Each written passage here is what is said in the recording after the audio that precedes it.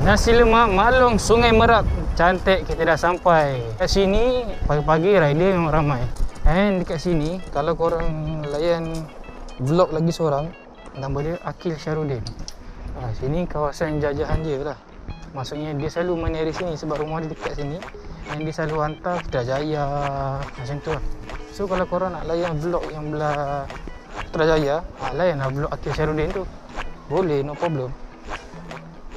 460 tadi aku dapat, katanya dah siap.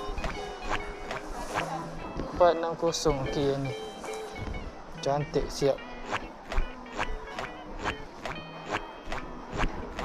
Senang, datang, pick up, gerak.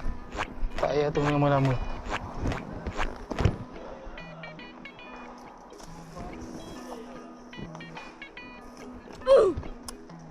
Nasi lemak Malong sudah pick up.